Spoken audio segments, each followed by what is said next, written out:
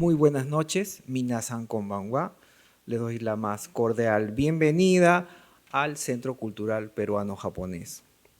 Hoy día estamos realizando la presentación del catálogo del 7º Salón de Arte Joven Nikkei, exposición Crisis, Búsquedas y Encuentros en las Narrativas Contemporáneas Nikkei.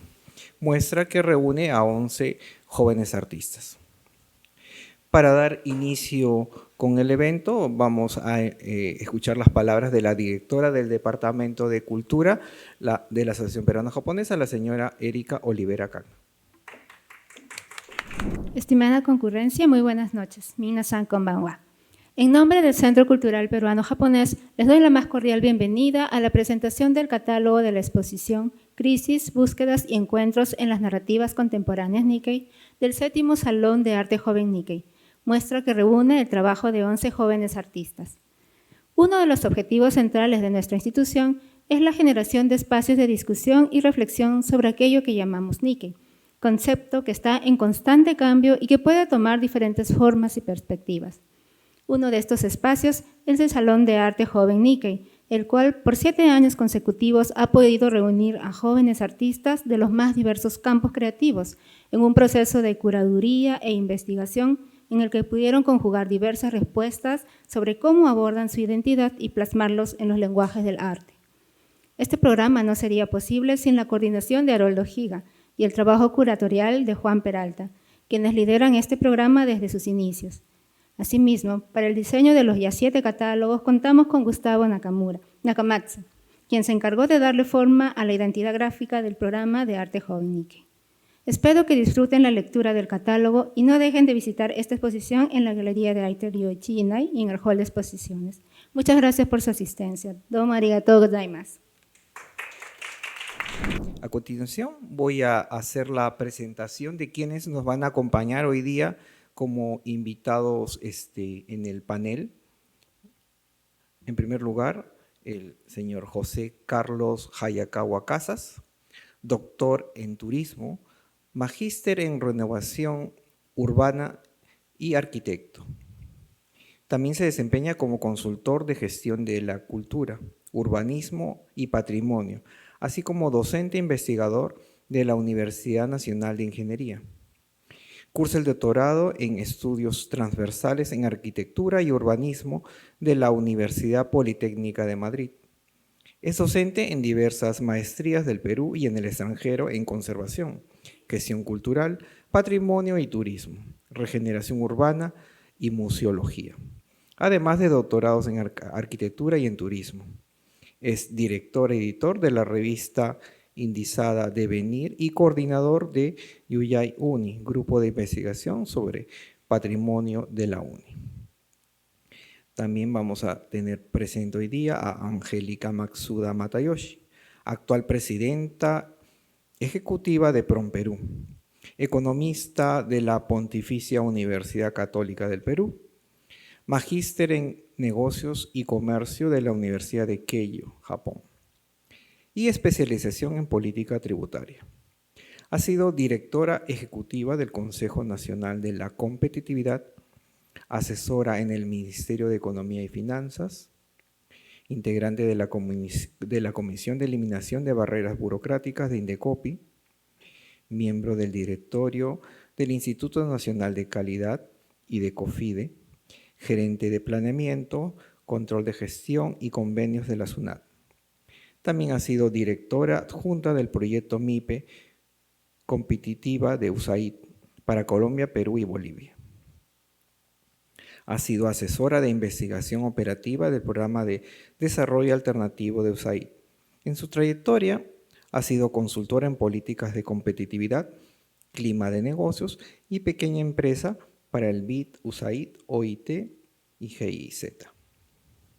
Además ha sido CEO de Fuera de la Caja Soluciones, consultora que busca generar cambios desde la innovación pública para resolver problemas públicos y sociales.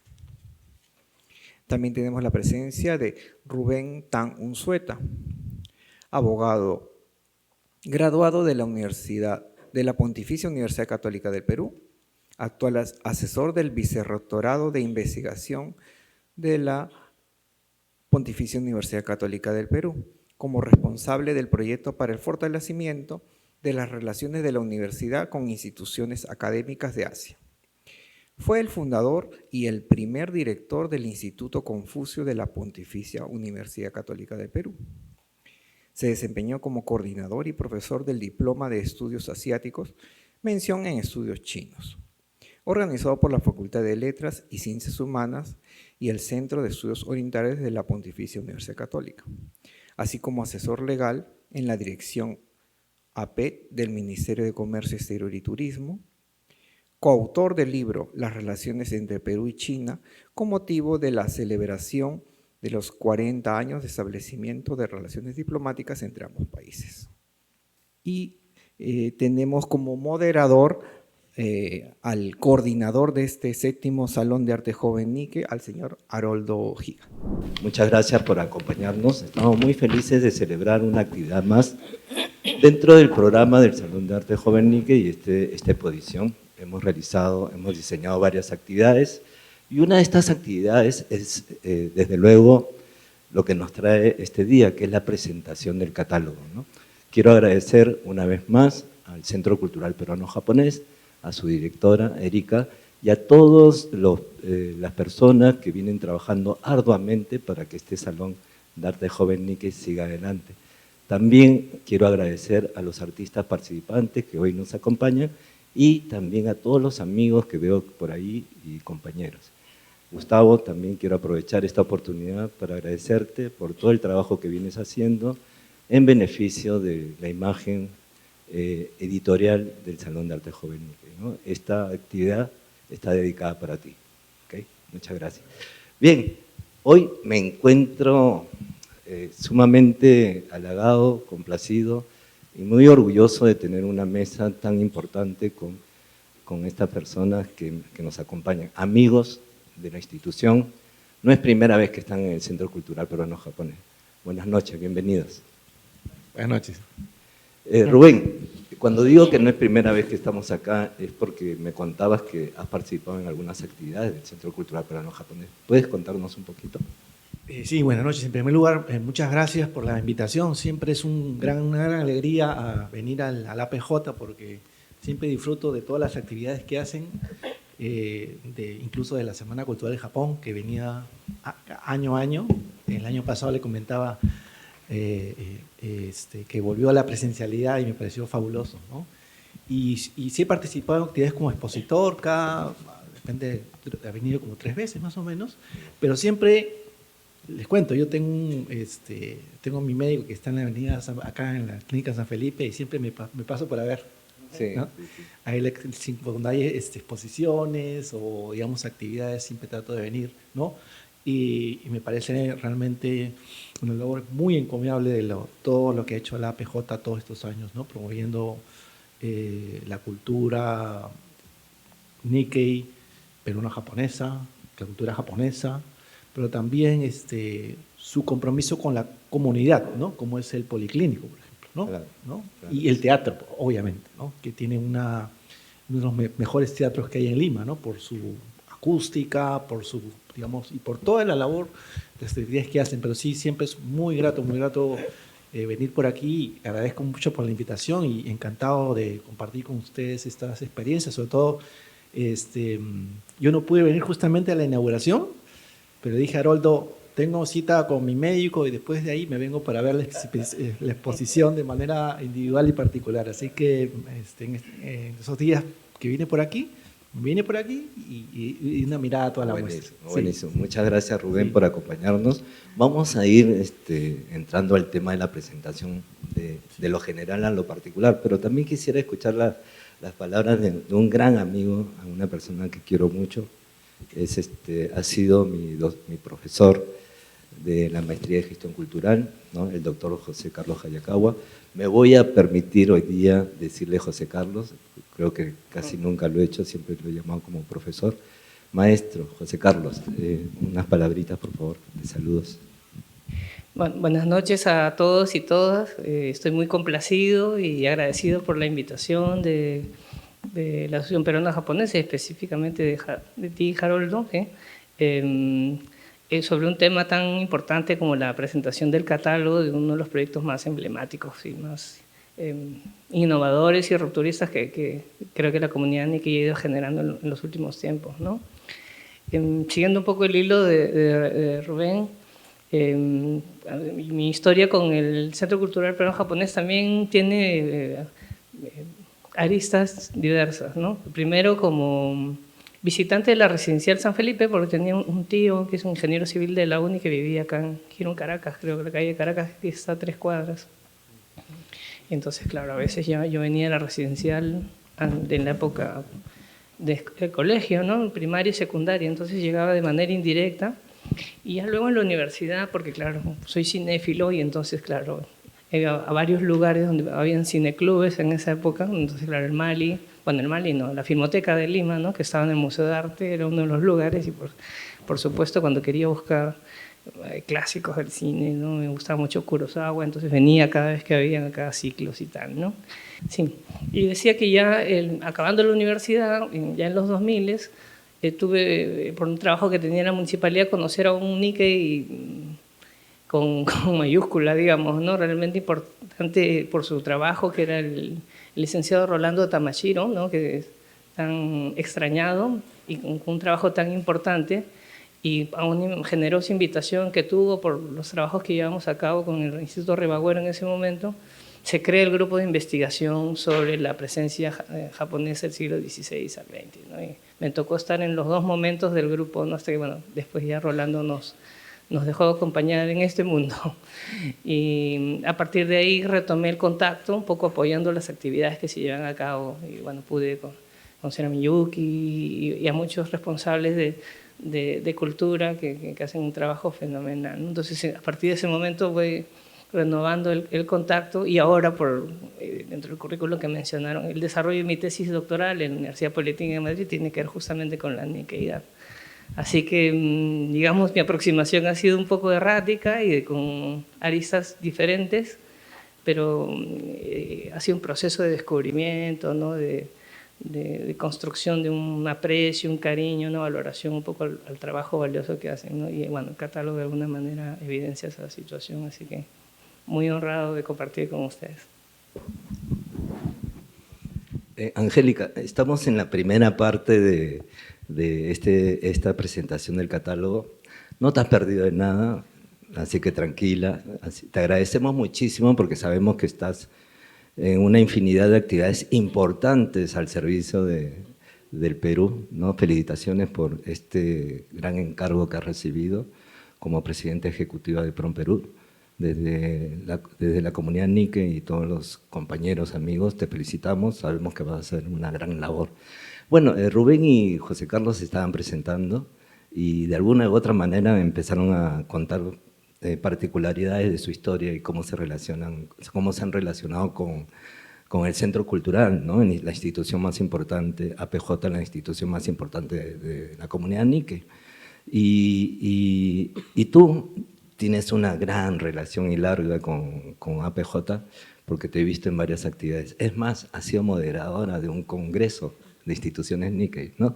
Cuéntanos un poquito para que te puedas presentar o saludar a todos. Bueno, buenas noches. Muchísimas gracias, Haroldo, y a todos los organizadores y de compartir, feliz de compartir el panel.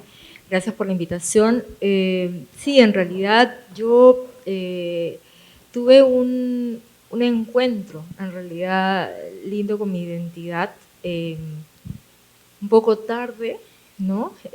Porque siempre lo había dicho, a mí cuando me preguntaban quién era yo siempre decía que era una botella de sake con pisco adentro. Pensaba que tenía solo la cara, digamos, ¿no? Nikkei, pero yo pensaba que era 100% peruana, ¿no? Porque no había tenido mucho contacto. De chica estuve en un colegio que no tenía relación, digamos, con la colectividad, no tenía amigos Nikkei, pero de casualidad, digamos, ¿no?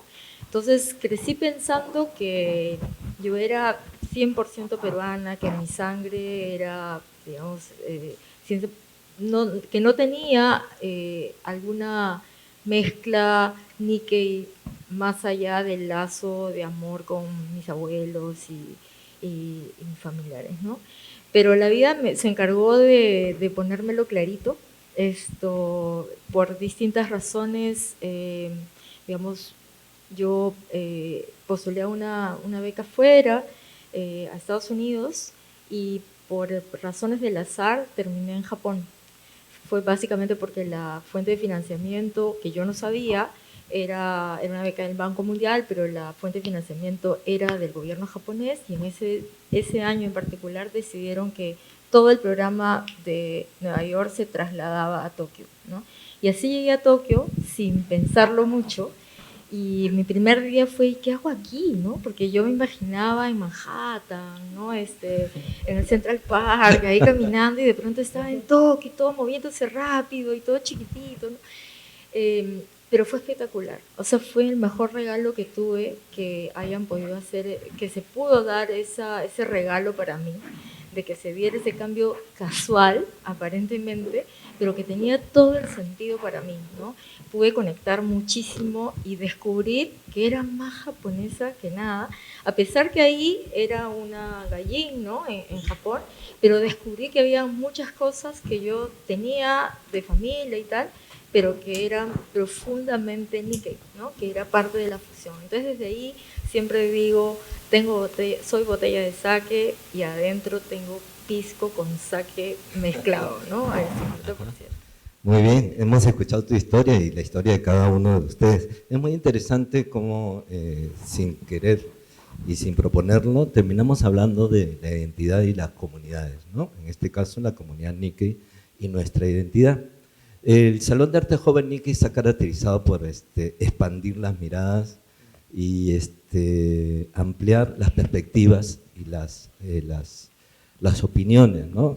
En una presentación de catálogo, supuestamente una presentación de catálogo de arte, deberían venir algunos críticos de arte, algunos artistas, lo hemos tenido, ¿no? Pero una cualidad que tenemos en el programa es seguir ampliando miradas, porque sabemos que hay otros actores dentro de la sociedad que nos pueden enriquecer desde nuestra práctica artística y la práctica artística que hacen los artistas, ¿no? Por ello, ¿no? Los hemos invitado para que ustedes puedan comentar, ¿no? esta actividad. Como primer punto que quisiera desarrollar es, ustedes como espectadores y visitantes de la exposición, ¿no? Me gustaría saber cuáles han sido sus impresiones y qué es lo que más les ha llamado la atención, si es que hay algo que les llamó la atención, ¿no? Eso va a estar bueno porque ahí están los artistas que quieren escuchar, ¿no? Así que Rubén o José Carlos, no sé. Sí, gracias. Bueno, yo soy un lego prácticamente en artes, ¿no? Sí, veo mucho arte, pero me gusta mucho, ¿no? Y lo que rescato mucho de esta muestra cuando vine, porque lo vi de manera personal, solo, habían pocas personas, ¿no? Es que me llama mucho la atención y lo felicito por y leí todo ¿no? En la curaduría, todo lo que se ha dicho ahí en la muestra, un poco es los materiales utilizados, ¿no? La forma de expresar una idea y que digamos, el que ve las obras, normalmente uno cuando es un poco más clásico, ¿no? O escultura o pintura, ve un cuadro, digamos, ¿no? Pero ver recursos como recursos tecnológicos, ¿no? O recursos digamos, de materiales que están puestos según el orden que el artista lo ha puesto así, es muy interesante porque uno trata de entender lo que quiere expresar el artista, ¿no? O sea, con el respeto a ustedes, por supuesto, ¿no? Y con el cariño, yo he tratado de un poco de entender cómo quieren expresar esa idea y conversaba con Haroldo que hay aquí una expresión peruana, Nikkei, ¿qué hay aquí? ¿No? Porque Angélica mencionaba un poco el tema de la identidad Nikkei, ¿no? Yo que soy Tuzán, también veo un poco la identidad. ¿Qué identidad, no? descubrir y a partir de expresar, digamos, a través de sus obras, es como jóvenes, ¿no? Y eso me preguntaba, estos jóvenes, ustedes que están aquí, se han inspirado un poco, por supuesto, artistas peruanos con descendencia japonesa, ¿qué los ha alimentado cuando han hecho esas obras para expresar primero todo como su ser de persona, pero también su identidad Nikkei al mismo tiempo, ¿no? Me llama la atención los materiales, los colores. Me paré enfrente para ver el tema que está aquí, el largo de las ideas, ¿no? El graffiti, ¿no? Y digo, claro, yo lo he visto también ahí en la Universidad Católica, los nuevos artistas que egresan de arte, siempre voy a la exposición anual, ¿no? Y claro, uno tiene que, digamos, ser un poco abierto a nuevas perspectivas de expresión artística, ¿no? Abierto a nuevas formas de expresión y abiertos también a entender que de alguna manera también las nuevas formas de expresión y colores, técnicas son totalmente diferentes que uno ve un museo tan tradicional como ir pues, al centro de Lima, ¿no? Por ejemplo, ¿no?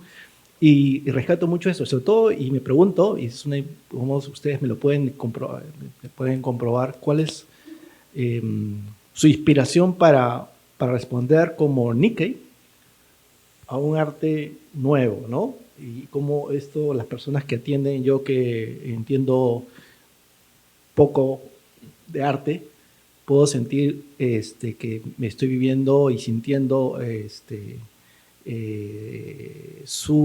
vamos a decir la expresión Nikkeidad de alguna manera, ¿no? Y por eso me ha llamado mucho la atención. He recorrido de manera muy tranquila, he visto cada uno y trataba digamos, de pensar qué es lo que quiere decirme con estas diferentes expresiones, ¿no? Las fotos, ¿no? Me pareció magnífico las fotos, ¿no? El collage de fotos, ¿no? Y creo que nos abre, para mí particularmente me abre ser un poco más abierto a expresiones totalmente diferentes de las que yo he vivido, ¿cierto? ¿No? Y yo los felicito por eso porque nos saca de los jóvenes, nos saca un poco de nuestro statu quo, ¿no? Sobre todo en el arte, ¿no? Por supuesto, hay diferentes formas de otras cosas, arte, en fin, literatura, poesía, etcétera, etcétera. Pero en particular en este caso del arte, y arte específicamente Nikkei, me llama mucho la atención haber recorrido ¿no? De manera pausada y reflexionar un poco de los nuevos vientos que hay en el arte, en el peruano y específicamente en el arte Nikkei, ¿no? Sí, me llama mucho la atención, sí. Muchas gracias, Rubén. Sí. Vamos a invitar a José Carlos a ver qué impresiones tuvo como visitante de la muestra, ¿no? Bueno, hablando de identidad, yo no tengo cómo renunciar a alguna de mis identidades, ¿no? Identidad de peruano y identidad de arquitecto, además, y ahora además de investigador del tema justamente la Nikkeidad, ¿no? Entonces, claro, a la hora de ver la muestra, tengo que quitarme esas gafas y las miro un poco a partir de esa experiencia, ¿no? Y lo primero que puedo reconocer es la capacidad que tienen de generar, más allá de un vínculo en lo cognitivo, en lo afectivo, ¿no? Me he sentido emocionado con alguna de las muestras por algunas razones muy específicas, como por ejemplo esta inscripción un poco al mundo de lo visual a través del cine o la fotografía, o por el tema de la relación con la ciudad y la escala de expresión a través del graffiti también. Me han parecido piezas que me han conectado un poco más con mis propias sensibilidades y experiencias, ¿no? Pero en todas ellas yo he podido encontrar que ha habido un esfuerzo muy importante de los creadores de repensar su propia experiencia vital desde una prerrogativa que era la Nikkeidad, ¿no? Como ellos sentían, vivían, experimentaban la Nikkeidad. Y bueno, tal vez después de conversar tal vez con ellos, en primer lugar con sus obras, pero tal vez a través de ellos, es probable que el proceso mismo de creación haya generado en ellos una serie de preguntas y de idas y vueltas que han dado como resultado las obras que hemos ido observando, ¿no? A mí me gusta mucho hacer la referencia de Zygmunt Bauman cuando analiza un poco los estados de lo sólido y lo líquido, ¿no? Y uno puede sentir que hay una uniquidad líquida, ¿no es cierto?, en las obras, ¿no? Una especie de reconstrucción de un espejo fragmentado, ¿no?, partido, que es un poco el tema de la peruanidad, ¿no?, que eso no es una cosa monolítica y homogénea, sino construida por retazos. Entonces lo que vemos son fragmentos, ¿no?, esquirlas de peruanidad con una impronta cultural específica, ¿no?, que yo creo que es uno de los grandes desafíos en un momento como en el que estamos, ¿no? El próximo año cerramos, creo, la celebración del Bicentenario, hemos tenido la pandemia, situaciones muy complicadas que seguimos viviendo con el estallido social y una serie de evidencias que nos muestran como un país en construcción permanente, ¿no? Entonces yo creo que esfuerzos como los que uno puede observar y sentir en el Salón de Arte Joven nos ayuda a hacernos preguntas, ¿no? Si no hacemos preguntas no podemos encontrar nuevos caminos, nuevas respuestas, ¿no? Y yo realmente felicito, ¿no es cierto?, no solo la idea original, sino sostenerlo, ¿no? Hay un soporte institucional que me parece absolutamente meritorio y celebro la audacia, ¿no?, el desenfado de los artistas en plantearnos sus propias respuestas a esas grandes preguntas. No son preguntas fáciles. Y yo probablemente sea un poco mayor, o no, seguro soy mayor que los artistas que han participado y tampoco tengo respuestas absolutas al respecto, son respuestas en construcción. Entonces lo que vemos ahí son respuestas o ensayos de respuestas, ¿no?, interesantes a estas grandes preguntas, que son las preguntas que tiene el país, ¿no? Yo recuerdo mucho cuando conversaba con Rolando Tamashiro, de repente de ahí viene un poco mi tesis doctoral, cuando hablábamos del sentido, ¿no?, del grupo de estudios de la migración japonesa, ¿no?, del Instituto Ribagüero, y algo que aprendí de él es que él es un maestro, o era un maestro de la peruanidad, ¿no? Pero la peruanidad se construye con sabores diferentes, ¿no?, con saque y con sillao y con pachamanca y con juane, ¿no?, y con muchos sabores, como la gran fortaleza que tenemos, ¿no? El Salón de Arte Joven es un proyecto pequeño, pero grande en aspiraciones y en ambiciones, ¿no?, en voluntades de recorrer esos caminos y de hacerse preguntas con las respuestas que podemos observar que me parecen deliciosas, ¿no?, sublimes en su desenfado. Me gusta ese sentido de explorar más allá de lo convencional, ¿no?, de discurrir estas niquedades líquidas de las que hablábamos hace algún momento. Eso. Muy bien. Hemos escuchado la opinión de dos varones, ¿no? Varones que han venido a ver la exposición.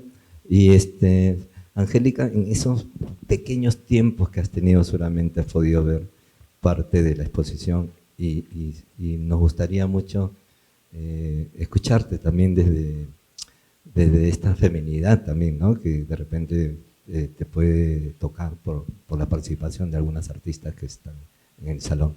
A ver, ¿qué impresiones tuviste? Sí, bueno, primero agradecerles a los artistas porque al ver un poco y recorrer la galería y pasar por los pasillos, sentí que los conocía de alguna forma, ¿no? Y que ustedes me conocían. O sea, eso fue un poco como extraño, porque al pararme en cada una de las piezas, sentía que podía intentar ver mucho de distintas historias, ¿no?, de lo que ha sucedido, digamos, de lo que tienen adentro, de sus búsquedas y que tenemos, digamos, como Nike. Pero por otro lado, también sentía que había una historia común, ¿no? Me hablaba mucho, ¿no? Y hay algunas piezas que me hicieron lagrimear, me emocionaron mucho, porque dicen mucho, cuando uno mira arte, y lo digo desde el más puro consumidor de arte, no desde un lado experto, Claro, trata de entender un poco lo que está tratando de decirte la pieza, pero también uno lo lee desde su propia historia, ¿no? Entonces, desde el audiovisual solamente del mar, que tienen allá, mis abuelos vinieron también, como muchos de nosotros, en barco. Tenemos una historia ahí de un Matsuda que se bajó del barco en Cuba, y tenemos una familia en Cuba, básicamente porque no resistió proseguir hasta el Callao, digamos, ¿no? Y toda esta historia del barco y lo que han podido pasar es como fuerte para nosotros, ¿no? El Butsudan, ¿no? Que alguna de las artistas mujeres también lo pone, dice mucho de las cosas que creemos, desde el respeto, ¿no? de la historia y de las tradiciones. La mirada de la mujer que está aquí, yo me pego mucho de los ojos a las miradas y podría quedarme horas ahí, ¿no? Hay mezcla de fuerza, ¿no? De la fuerza femenina, hay mezcla de dolor también, ¿no? De melancolía, de tristeza, seguramente por pérdidas, por el esposo en la guerra, o por digamos, las tensiones de sacar adelante la familia, ¿no? Pero también hay una fuerza interior de esas mujeres Nikkei que solas o con mucha, ¿no? Carga se hacen cargo de las familias. Entonces, la verdad que para mí ha sido un cúmulo de emociones y les agradezco bastante porque siento que al mirar un poco todas las piezas que han hecho, tan diversa, de tantas historias, también está mi historia ahí, ¿no? La historia de mi familia. Así que, no, yo en realidad felicitarlos porque creo que es una iniciativa espectacular de manera de preservar y de seguir contando y seguir haciendo un legado, ¿no? de toda esta identidad Nikkei, de lo que somos, de lo que nos orgullece, de lo que tenemos adentro y de cómo vemos al mundo, ¿no? Y hay en esa diversidad un punto común, ¿no? Porque hay historias comunes y me ha hablado mucho, así que de verdad que gracias.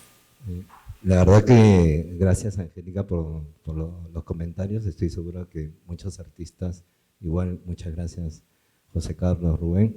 Muchos artistas se han visto seguramente conmovidos por sus propias palabras de cómo sus obras repercuten e inciden en ustedes, ¿no? Así que muchas gracias por transmitirnos ese sentimiento, de esa experiencia de visitante.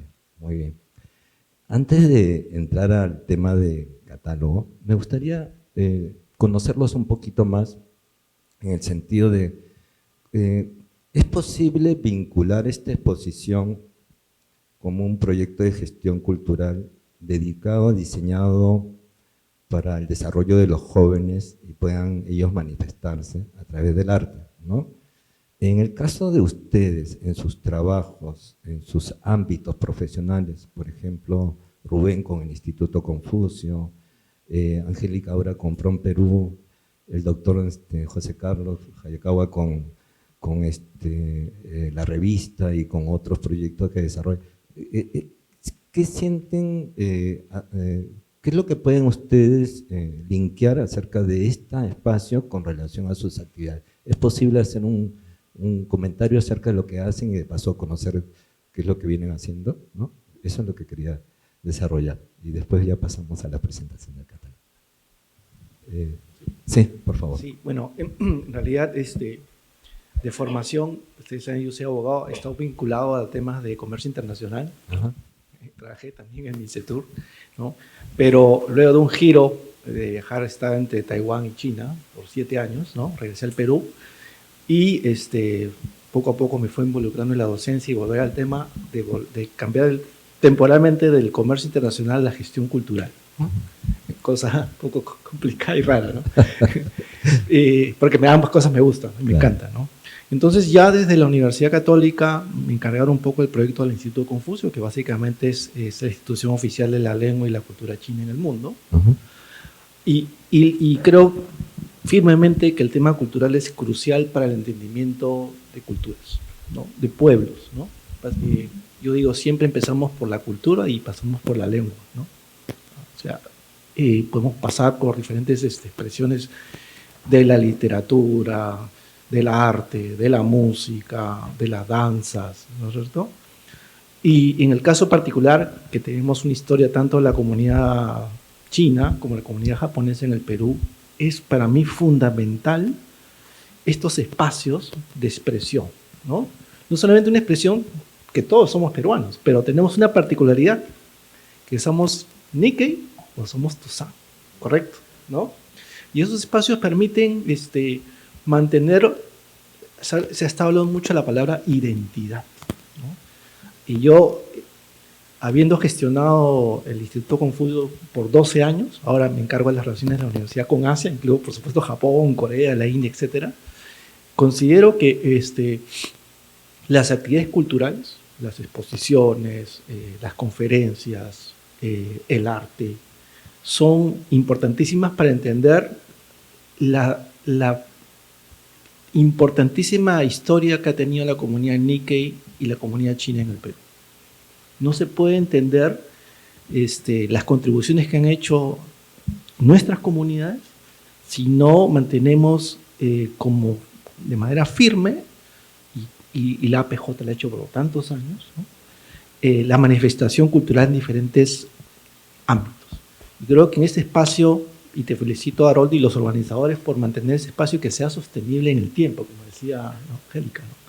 Eso permitirá, por un lado, seguir difundiendo la lengua y la cultura japonesa en el Perú, y por otro lado, también es para las personas que organizan y las personas que participan dentro de las comunidades, fortalecer su Nikkeidad o tusanidad, ¿no? Entonces,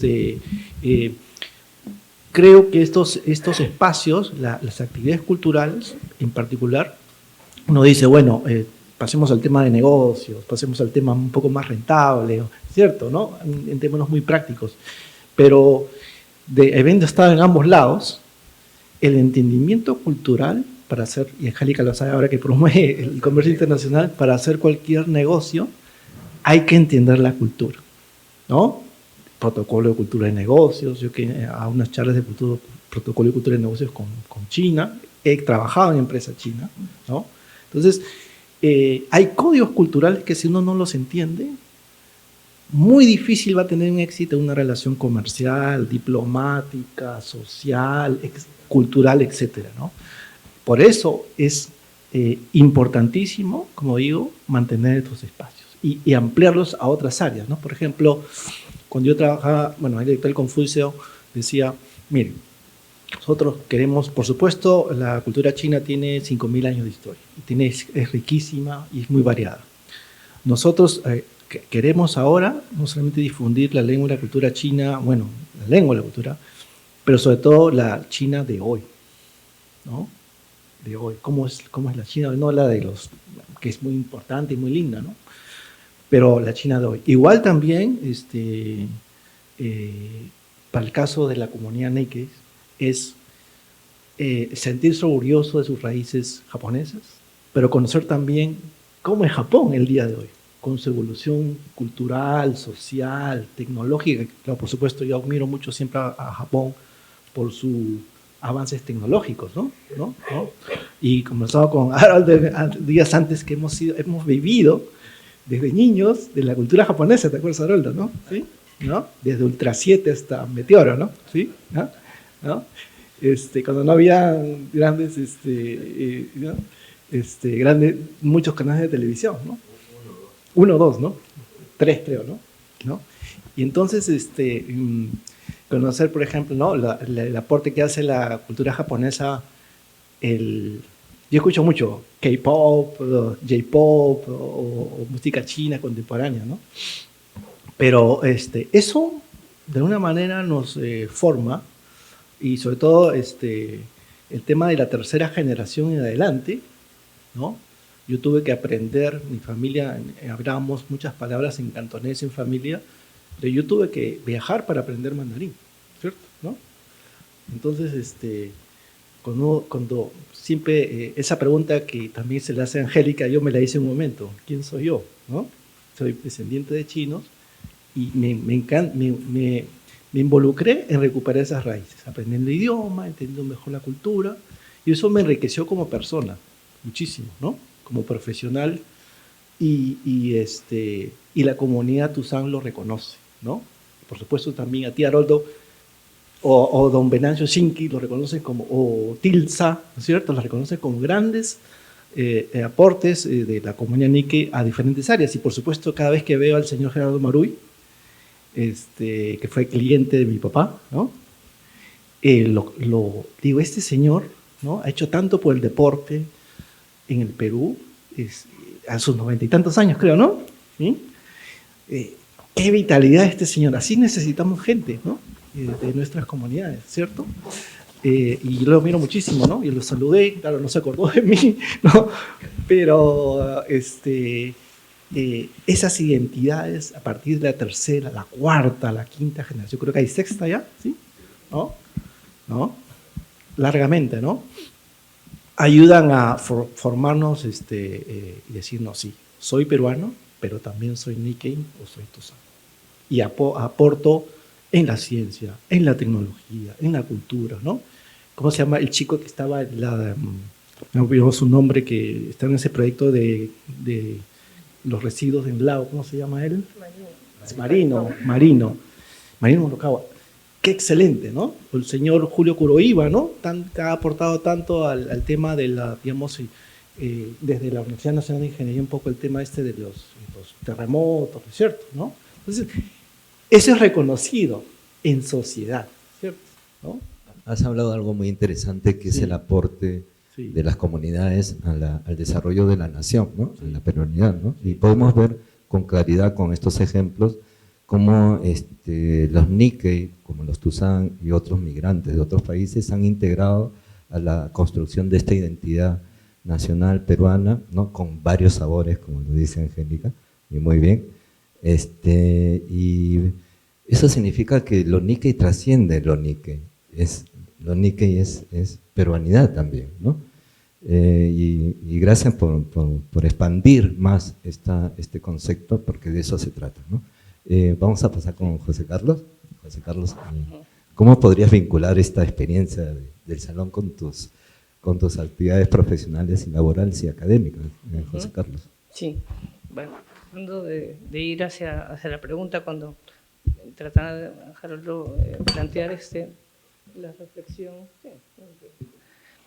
planteaba la reflexión con relación más bien el componente joven, más bien, ¿no? Del proyecto de gestión cultural. Ahora mi trabajo es más académico y entonces, claro, desde mi rol docente y de investigador y director de la revista, lidio muchísimo con los jóvenes, ¿no? O sea, al principio, antes de sentarnos aquí, en una conversación más coloquial con Rubén, me contaba un poco de las peripecias del trabajo del Instituto Confucio, ¿no? Entonces, claro, yo valoraba mucho ese esfuerzo porque, claro, perdón, el Publicherry, pero claro, este año cumplimos 10 años de la revista Devenir y entonces, claro, y siete versiones del Salón de Arte Joven. Entonces, claro, a ver, al principio todo se inicia con ilusión, pero sostener esos esfuerzos, no solo en cultura, sino en todas las cosas de la vida, es lo más difícil. Entonces, claro, cuando me hablaba de las cosas que habían pasado en el instituto, había pocos alumnos, que los gestores teníamos que hacer de todo, ¿no? Éramos 4x4 y éramos fotógrafos y moderadores y profesores al mismo tiempo. Yo me sentía muy reflejado al respecto, ¿no? Entonces, claro, la posibilidad de haber logrado llegar a una indización en cielo de una revista, y este año estamos postulando Scopus, no se puede entender si es que no ha habido la capacidad de construir una visión compartida donde el componente joven es el que ha sido el más importante, me parece, ¿no? A mí me ha tocado ser editor de la revista, pero en realidad la revista son nuestros colaboradores, ¿no? Ahora tenemos un mini equipo, casi un ejército de 25 personas que trabajan en la revista, y entonces claro, uno entiende por qué hemos podido avanzar más o menos rápido al respecto. Al principio éramos 2 o 3 al principio, ¿no? Son ese componente juvenil, disruptivo, cuestionador, absolutamente innovador, que ha permitido que la revista se mire a sí misma más que una revista, como un proyecto cultural justamente, ¿no? que tiene la capacidad de salir a buscar público, ¿no? A construirlo en sus términos y tal, ¿no? Y claro, desde mi propia experiencia me doy cuenta de esa diferencia cuando converso con directores de otras revistas que tienen un esquema muy convencional y la revista es la revista y tiene que ver con los pares y los procesos de postulación y tal, ¿no? Pero la posibilidad de que nosotros planteemos otro tipo de experiencias de construcción 2.0, o sea, dialógica, se ha obtenido gracias a esos aportes muy valiosos que estos colaboradores mucho más jóvenes, que además tienen diferencia entre ellos, ¿no? Por ejemplo, tengo algunos colaboradores que ya son egresados y los nuevos se llevan 4 o 5 años y utilizan redes sociales totalmente diferentes, ¿no? Entonces unos los pira con otros.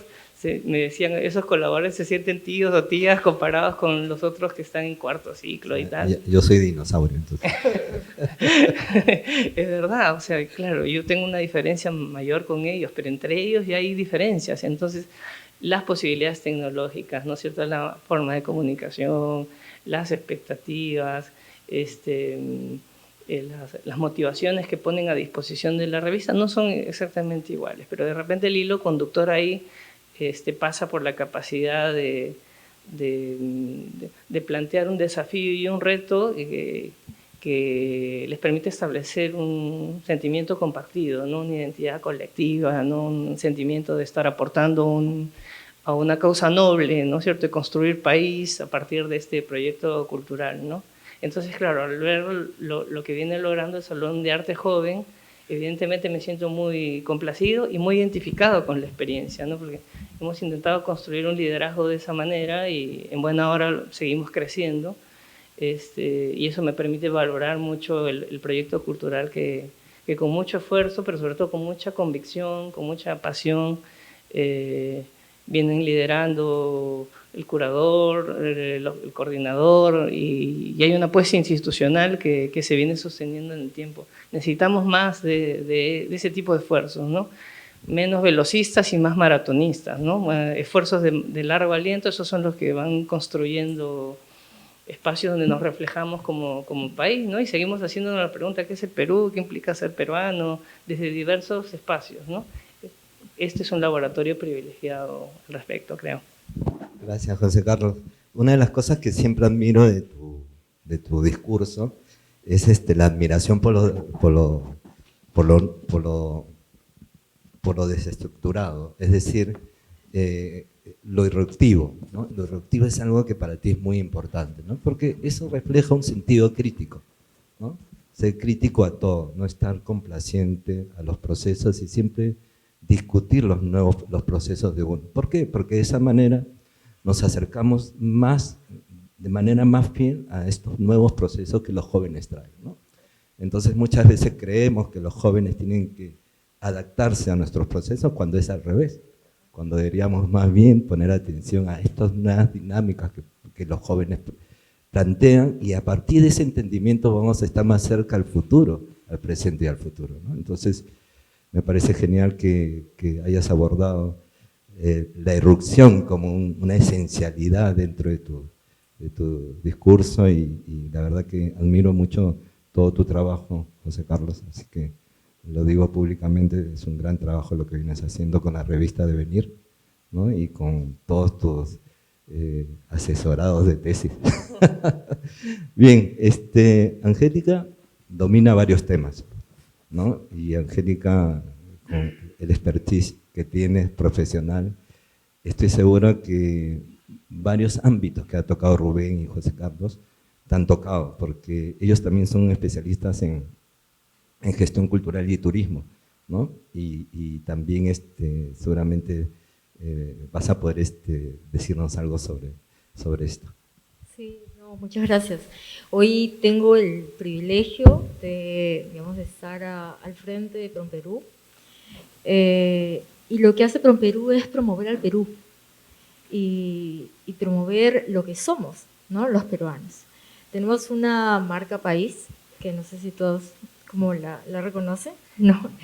Y contarles un poco de qué se trata esta marca, porque muchos me dicen, es la cola del mono. ¿no? De las líneas de Nazca. No sé si todos reconocen un poco eso. La verdad que son varias cosas a la vez. Uno es la cola del mono, pero también fue pensado en una arroba que refleja de alguna manera modernidad, pero también puede ser una huella dactilar, y que esta parte de aquí, digamos, refleja un poco identidad, ¿no? Y eso es lo que queríamos transmitir con la marca Perú, que es una de las marcas hoy más reconocidas en Iberoamérica, y vamos por más. Así vamos a ver si vamos a hacer la marca del mundo. Lo traigo eso porque nosotros hacemos promoción de turismo, de exportaciones, de inversión y de imagen país, ¿no? Sin embargo, imagen país es el tema más transversal y horizontal que tiene como encargo PROMPERÚ, ¿no? Y Perú es un país diverso, ¿no?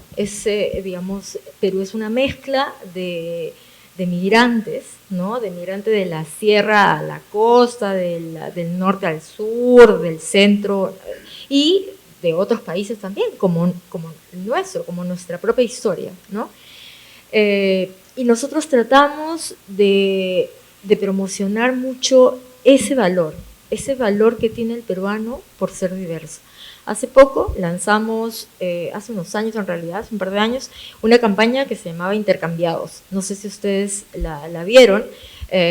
Misha, de hecho, participó en esta campaña. Él se intercambió con una reportera de la selva, ¿no? Una reportera del canal de televisión, y lo que se trató fue que Misha tuvo que ir a hacer reportajes a la selva, y la reportera vino, digamos, aquí a Maido a cocinar y a probar. Lo mismo Carlos Alcántara, se fue a intercambiar su vida con un tejedor, digamos, en Taquile, y el tejedor vino aquí, digamos, para hacer un stand-up comedy, ¿no? en un teatro.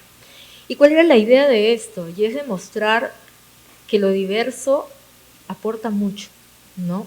De hecho, seguramente el stand-up comedy fue, o sea, de hecho, al contar su vida y como lo contó este tejedor, fue un boom, un éxito, ¿no? Y de hecho, probablemente hoy Misha hace parte de la receta que esta reportera de la selva intentó hacer en su propio restaurante, ¿no? Lo diverso aporta, ¿no? Suma. Y es importante también para nosotros con estas campañas mostrar que esa diversidad también implica tolerancia, ¿no? El respetarnos los unos a los otros, el ponerse en el zapato del otro. Ese es un tema bien importante que digamos, desde la imagen de lo que queremos mostrar con Perú y nuestra identidad, tiene mucho que ver con lo que hablamos hoy de identidad Nikkei, ¿no? Desde ese lugar que, como tú decías, trasciende lo Nikkei, ¿no?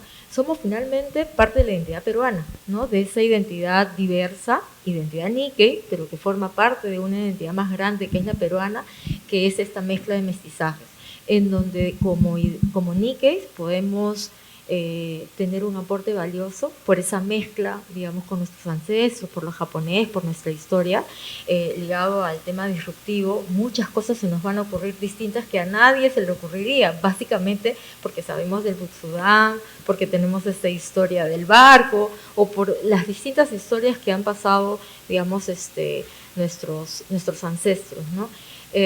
Entonces veo una ligación muy importante en el tema de aporte que podemos hacer desde esta identidad Nikkei, desde el arte, desde la cultura, y la capacidad que tenemos para hacer puentes, ¿no? Para hacer un puente digamos, de unión, un puente de entendimiento, un puente de ponerse en el zapato del otro, un puente de entender al otro y desde ese entendimiento y de ese respeto construir un Perú mejor, ¿no? Finalmente vivimos al Perú, somos peruanos, tenemos una identidad Nikkei, pero somos parte de quienes estamos construyendo esta peruanidad, ¿no?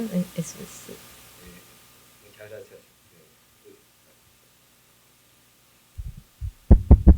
Gracias, Angélica. Me ha gustado mucho el tema de cómo lo Nikkei forma parte de la peruanidad, ¿no? Y esa es una de las cosas que hemos ido trabajando dentro del salón, ¿no? Gracias al Departamento de Cultura, ¿no? Gracias a Miyuki al inicio y ahora con todos los directores que han pasado y ahora con Erika, hemos logrado que en el Salón de Arte Joven Nikkei podamos entender y podamos respetar esas diversidades Nikkei que hemos ido encontrando, ¿no? Es decir, el Salón ha ayudado a la construcción de este concepto Nikkei más actual, porque el concepto Nikkei institucional es más homogéneo, en el sentido que busca la unión a través de la esencialidad japonesa, ¿no?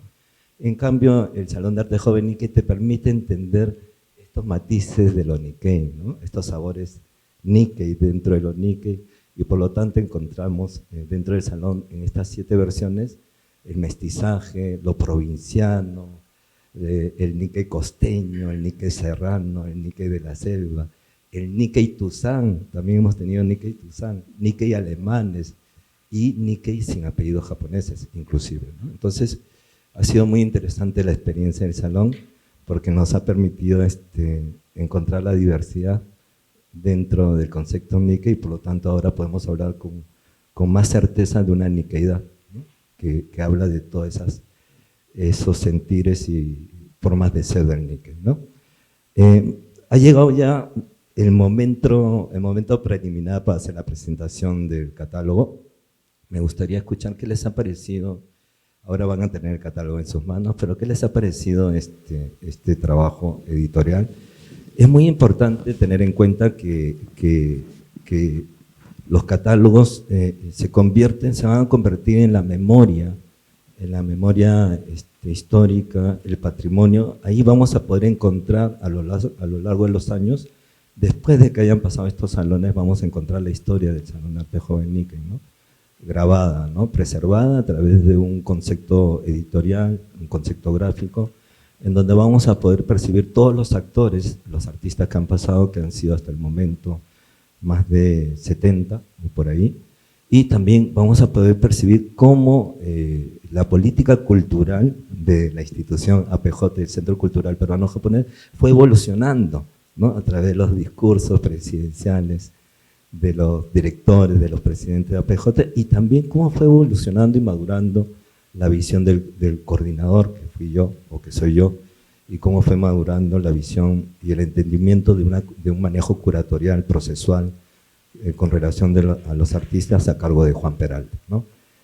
Por mi parte, quiero decir que tengo la suerte de conservar los 7 catálogos, ahora con este que viene, y yo estoy seguro que aquí a unos años se va a convertir en el tesoro, un gran tesoro, un gran patrimonio del Centro Cultural, porque mucha gente la va a querer mirar.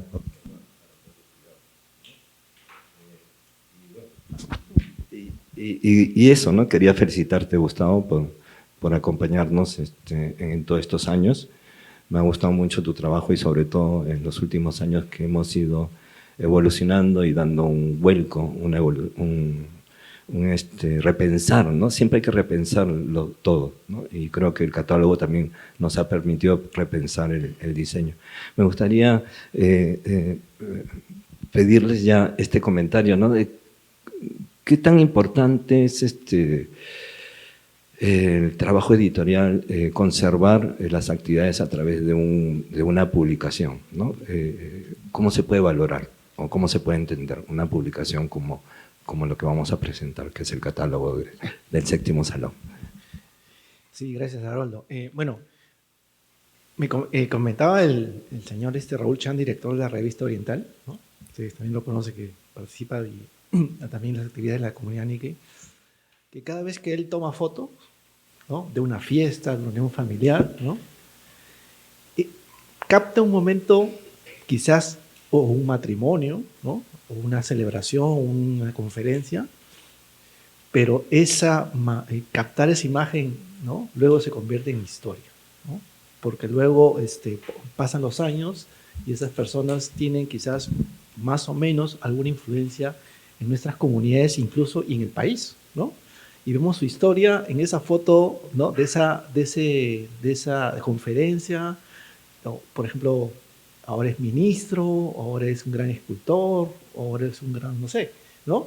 Y por eso es sumamente importante mantener ese tipo de documentos, y claro, los catálogos son por supuesto, son una valiosa contribución a mantener esa historia, ¿no?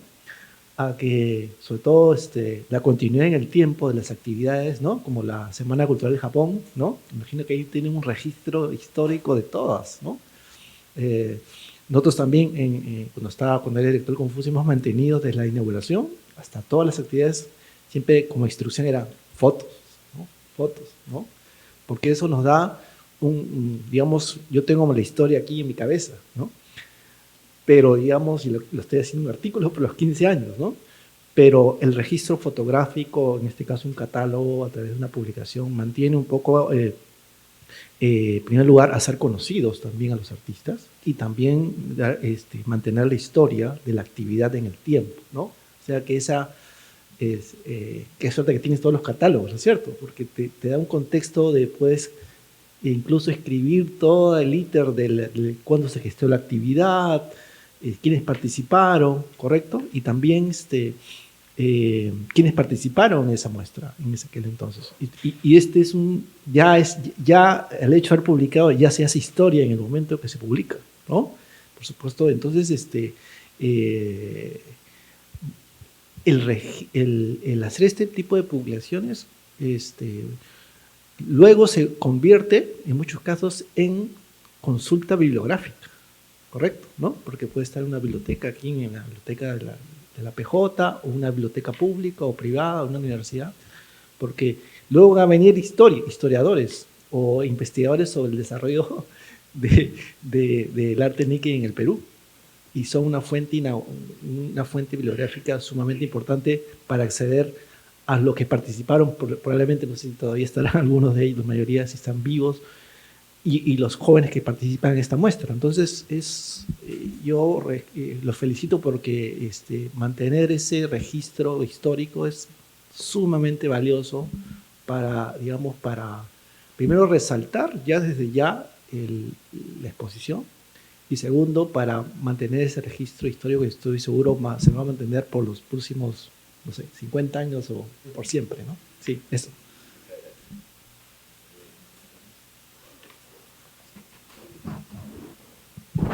Gracias.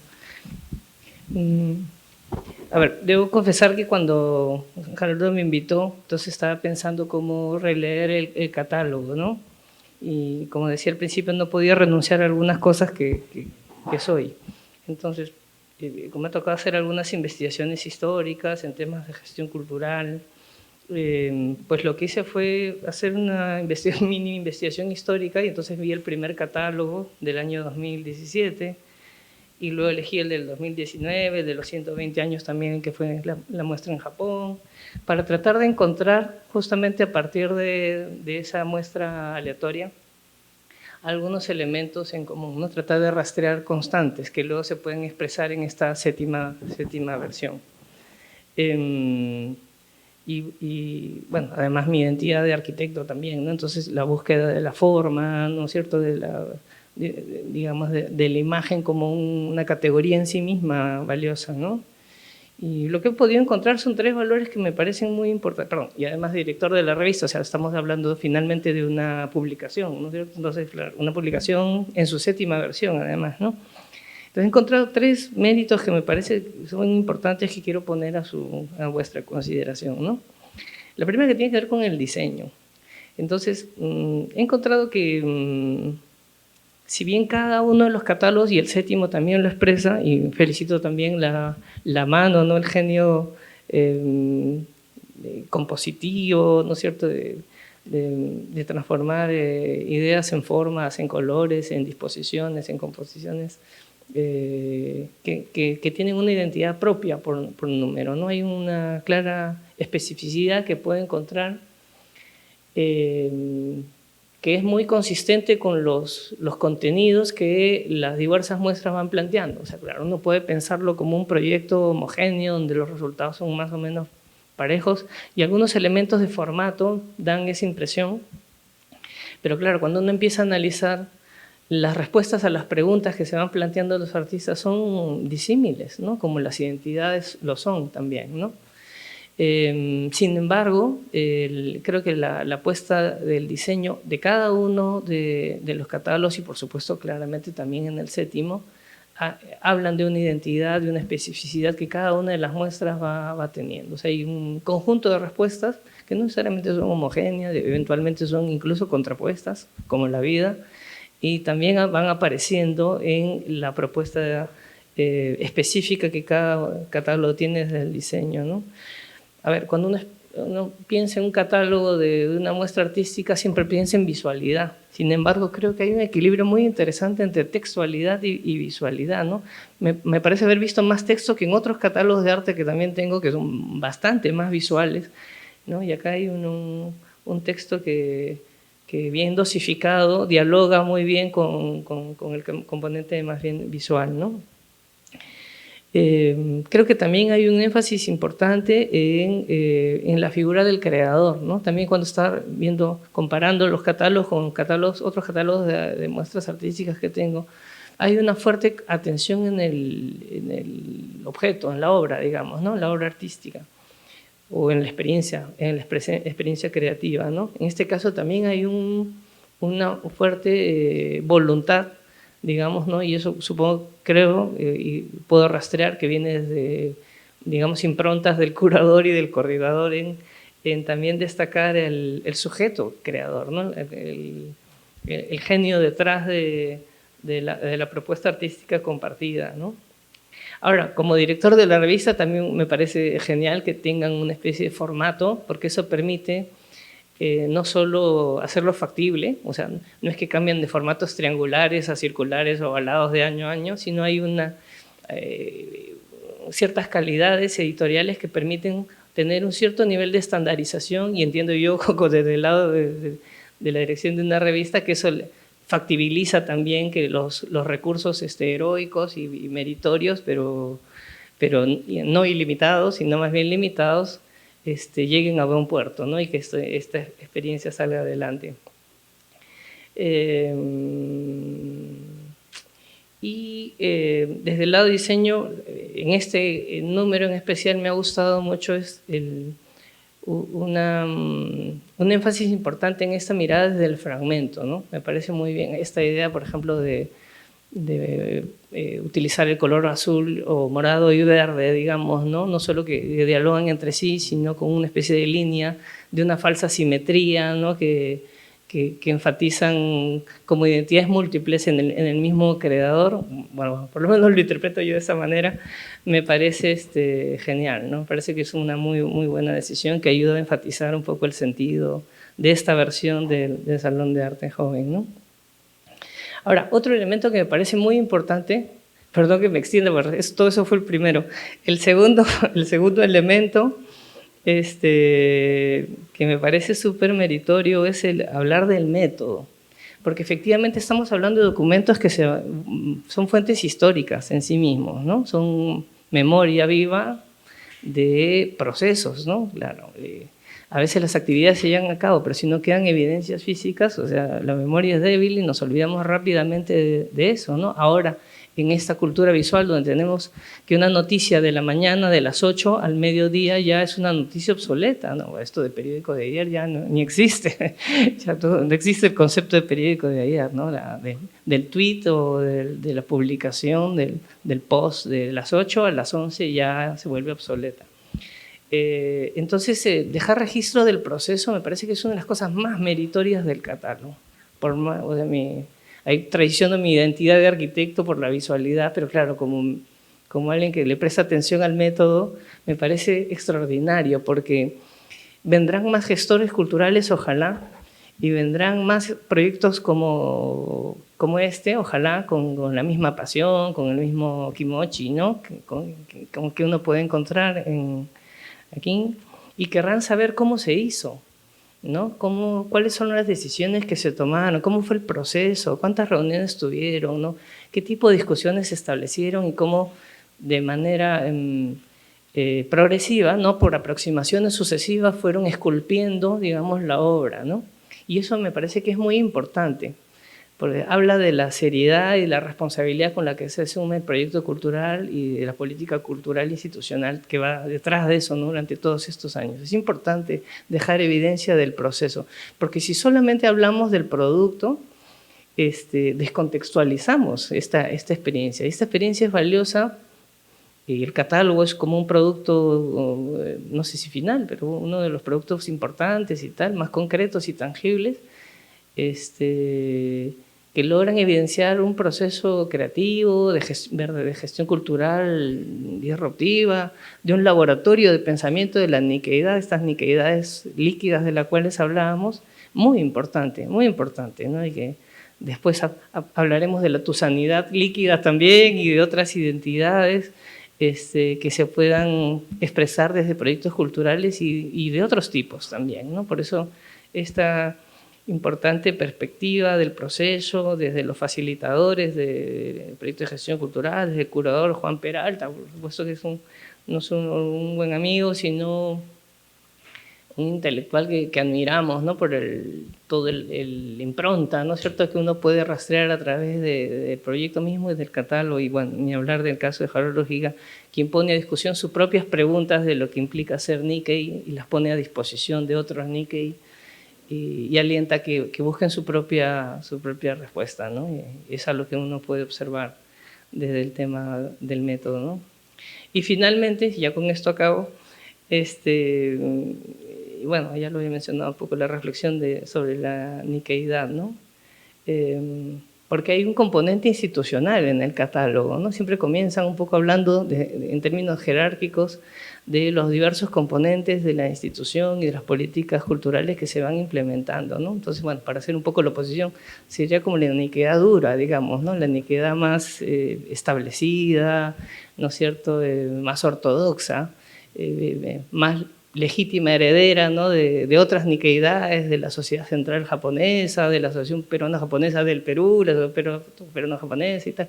Entonces ahí hay una mirada muy válida, muy oficial, valiosísima, que pueda ser registrada, y como bien dice Haroldo, cuando uno va viendo los catálogos en el tiempo se da cuenta que esa niqueidad dura se va ablandando y va haciendo espacio para las esquirlas, y se permite también ser reinventada, ¿no? O sea, por eso digo que el Salón de Arte Joven también es un espacio para reflexionar también desde esas otras niqueidades más ortodoxas, más tradicionales, ¿no? Y ni hablar de las niqueidades líquidas, con este fuerte acento a los artistas y a las obras, o los procesos creativos, que implican, como habían mencionado mis colegas, miradas individuales, intimistas, personales, que personas como Amelia Morimoto, por ejemplo, destacaba, ¿no?, en algunos de sus estudios, ¿no?, cuando era estos Nikkeis no institucionales, creo que le llamaban, ¿no?, parecen Nikkos no institucionales, que eran estos Nikkei que van construyendo su niqueidad en tiempos diferentes, ¿no?, también de manera tardía un poco, pero finalmente se plantean preguntas, ¿no?, y intentan encontrar algunas respuestas.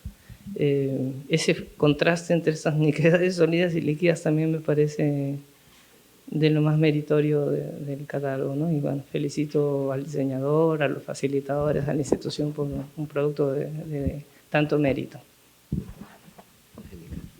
Bueno, en ese análisis tan profundo sobre el catálogo, la verdad que allá me quedo un poco corta, solamente, así que muy cortito, decir que en realidad hacer una muestra es ya un buenísimo resultado, ¿no? Pero hacerlo sostenible es en realidad un logro, ¿no? Y creo que una publicación editorial como esta ayuda a darle esa sostenibilidad, esa continuidad que considero valiosísima, de una memoria viva, como decía bien José Carlos, y de un registro, de un proceso que va evolucionando, que va madurando, ¿no? Así que espectacular. A mí me gustó más bien el que se haya incluido mucho texto, digamos, más texto que antes, porque me ayuda a entender un poquito la historia. Así que nada, felicitaciones por esta publicación, que creo que ayuda mucho a preservar eso que buscamos, ¿no? Y que sea sostenible en el tiempo. Muchísimas gracias, Angélica. Muchísimas gracias, Rubén. José Carlos, vamos a dar pase al maestro de ceremonia, Kenji. Sí, primero agradecer a José Hayakawa, Angélica Matsuda y Rubén Tan por sus comentarios. Más bien vamos a pasar ahora a la ronda de preguntas. Escuchaba las ponencias y quiero plantear sí una pregunta, pero de manera general a los tres. En este caso, porque quiero percibir cómo ustedes notan el vínculo entre la academia, la universidad, la investigación con el arte, ¿no? ¿Cómo relacionar ello? Hablaba de la experiencia del Instituto Confucio, ¿no? Y cuáles han sido esas limitaciones que han tenido, pero ¿cómo poder relacionarlo, ¿no? Más allá de actividades y talleres, ¿no? ¿Cómo también la investigación puede ayudar a eso, ¿no? Yo recuerdo en la presentación anterior que recordaba Haroldo que Yone mencionaba que en su pintura no había una finalidad premeditada, y eso a mí me recordaba al diseño emergente en la investigación científica, ¿no? En la teoría fundamental, en donde hay una pregunta de investigación que va surgiendo a medida de que uno va desarrollando esta. ¿Cómo poder relacionar eso? Esa es una gran inquietud que tengo. Y bueno, para Angélica, que es representante de PROMPERÚ, sí, algo aparte, ¿no? Porque ¿cómo podemos hablar de diplomacia cultural, incluir a la comunidad Nikkei dentro de la identidad del Perú? Porque es parte de, más allá de incluir a Micha dentro de esto de intercambiados, ¿cómo poder unir eso y presentárselo al mundo? Porque al final todos, gracias a la globalización, a tener acceso a internet, yo escuchaba a Rubén cuando mencionaba que escuchaba K-pop, J-pop, y yo relacionaba con mi playlist de Spotify, ¿no? Es más o menos así. Entonces, ¿cómo utilizar la diplomacia cultural e incluir a la comunidad Nikkei dentro de eso? Bueno, Haroldo, muchas gracias. Muchas gracias. Como siempre, muy buenas preguntas. Me has hecho recordar a mi trabajo de tesis con la teoría fundamentada, ¿no, doctor? Bien, muy bien. Empezamos con las respuestas. Sí, muchas gracias por la pregunta.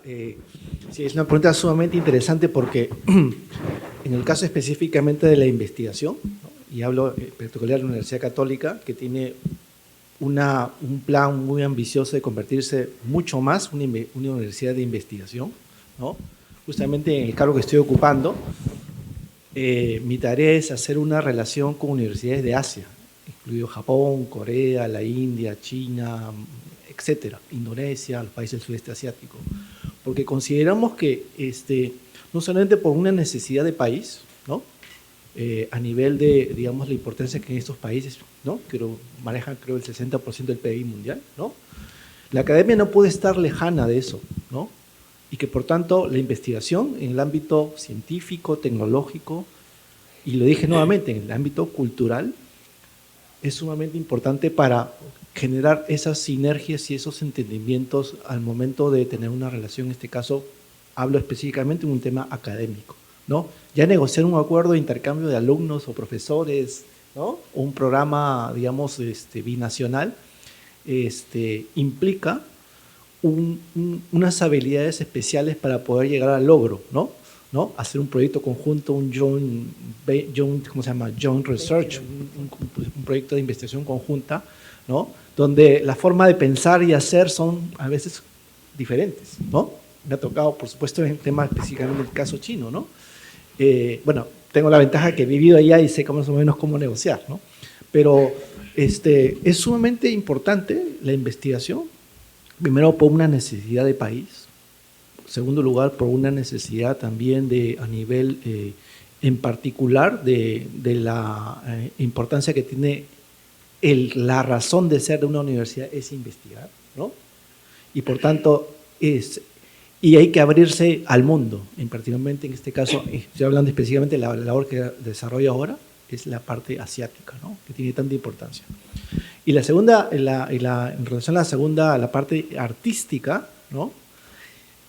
Lo recalco nuevamente. Primero que tenemos una facultad de arte en la universidad, ¿cierto? ¿No?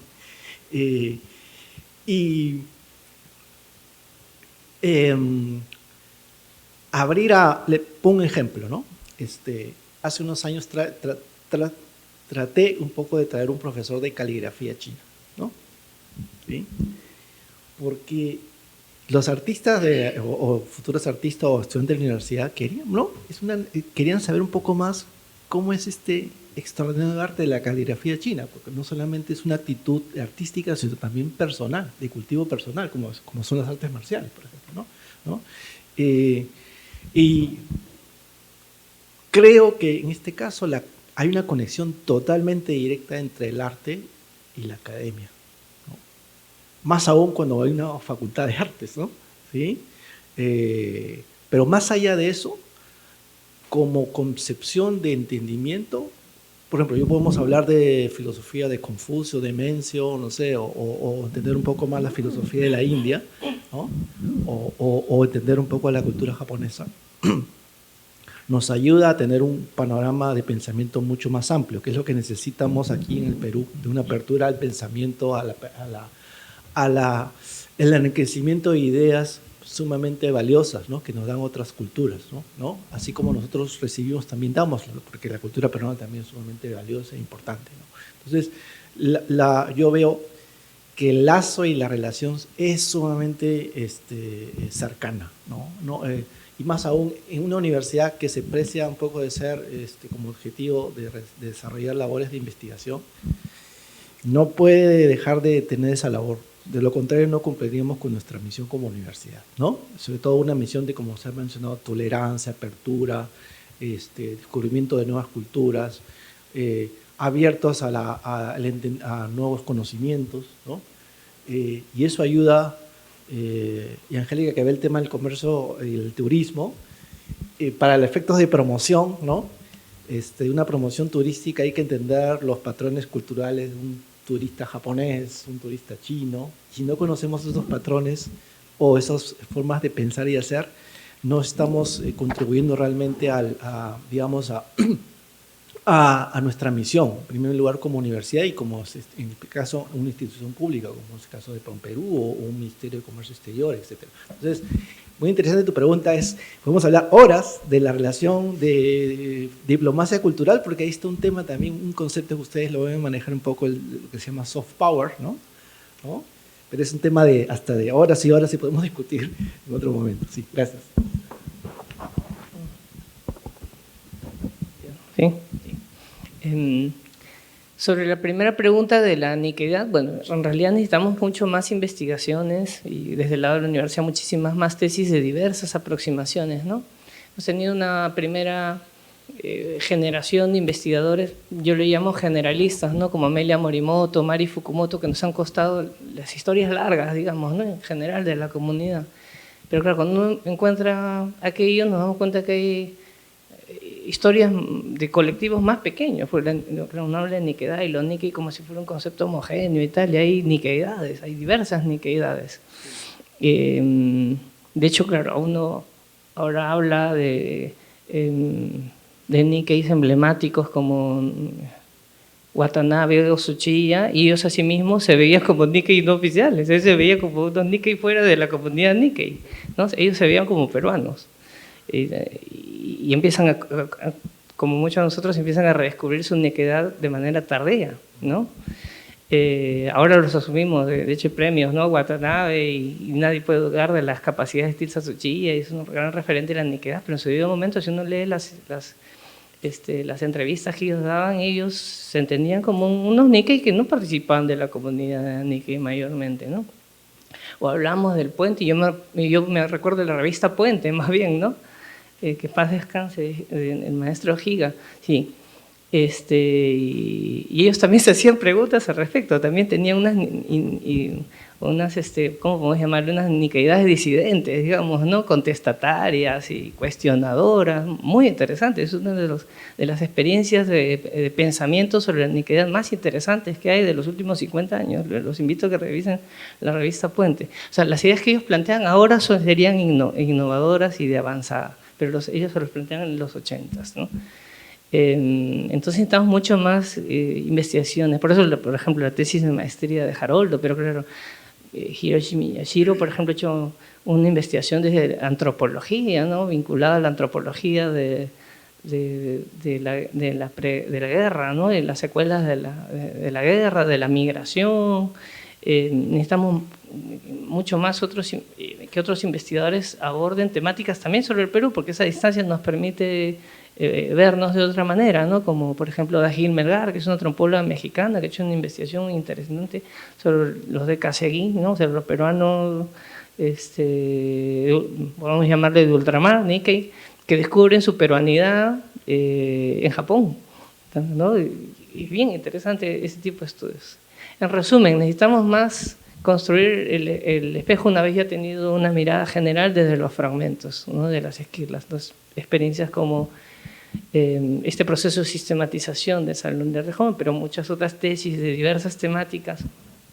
Ahora hablamos de los artistas jóvenes Nikkei, ¿no? En mi tesis doctoral estoy viendo los arquitectos Nikkei, que son invisibles. Uno mira la página web de APJ y hay gastrónomos, deportistas, políticos, científicos, pero no hay arquitectos.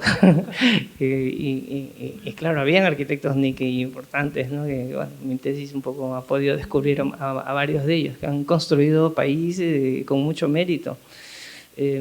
Creo que necesitamos más tesis de estudio de casos, ¿no? Los estudios de casos nos permiten profundidad, detalle y un nivel de descubrimiento de esos caminos, esas historias de vida que me parece que hay que empezar a visibilizar porque nos permite ver el conjunto de otra forma, ¿no? Ahora sobre el tema de arte, lo que yo creo es que, ya me corregirían los artistas y Haroldo que también es artista, los artistas le deben haber pasado lo mismo que los arquitectos con estas modificaciones por la impronta de liderazgo que SUNEDU planteó por la reforma universitaria, ¿no? Que lamentablemente ha sido, ahora estamos todos preocupados porque ha sido desmontada. Pero ese esfuerzo por brindarle mayor calidad, un nivel de exigencia y de excelencia más importante a las universidades llevó a una serie de reajustes. Yo creo que algunas de las carreras que más sufrieron esos reajustes deben haber sido arquitectura y arte. ¿Por qué? Porque arquitectura y arte vienen del mismo ADN, creo yo, del siglo XIX, de la propuesta de Colbosat. A ver, les cuento desde el lado de arquitectura, que creo que es el mismo de arte. Hasta el año 2005 que surge el convenio de Bolonia, que estandariza un poco los estudios universitarios en el espacio común europeo, cada país tenía sus propios sistemas de graduación y tal, ¿no? Entonces, por ejemplo, los arquitectos en todos lados nos formamos en 5 años, pero en Europa, a partir de Bolonia, igual que todas las otras carreras, se forman el sistema LMD, ¿no? Licence, Máster, Doctorado. O sea, 3 años, 2 de maestría y 3 de doctorado. Ese es el estándar. ¿Y qué es lo que ocurría? Que, por ejemplo, hasta ese año en Francia no habían doctorados en arquitectura. Cuando un arquitecto quería estudiar un doctorado, lo hacía en historia, o en arte, o en filosofía, o en educación, o en cualquier otra cosa, o en turismo. ¿Y por qué no habían doctorados en arquitectura ni en arte?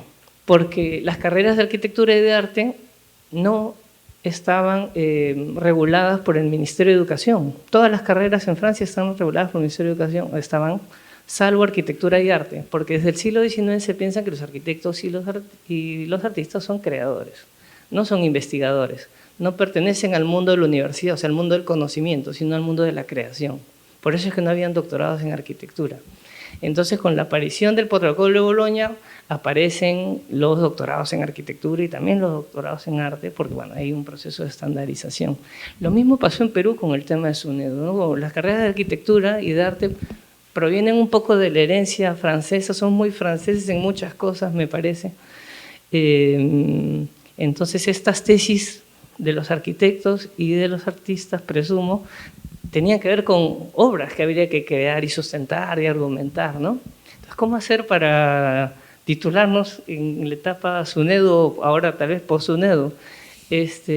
Yo creo que hay otros hablan de diseños, ¿no? Diseños de investigación. Tal vez los diseños de investigación-acción pueden ser los más cercanos a carreras como las nuestras, ¿no? De arquitectura y de arte, porque permiten justamente a partir de procesos de exploración, de implementación, escala 1 en 1, ¿no es cierto?, escala real, sistematizar el proceso y poder de una manera rigurosa, pero sin traicionar nuestra naturaleza, porque efectivamente hay componente creativo, sin desnaturalizar las improntas que cada una de nuestras especialidades tiene, aportarle rigor científico y seguir, digamos, apostando por el proceso creativo.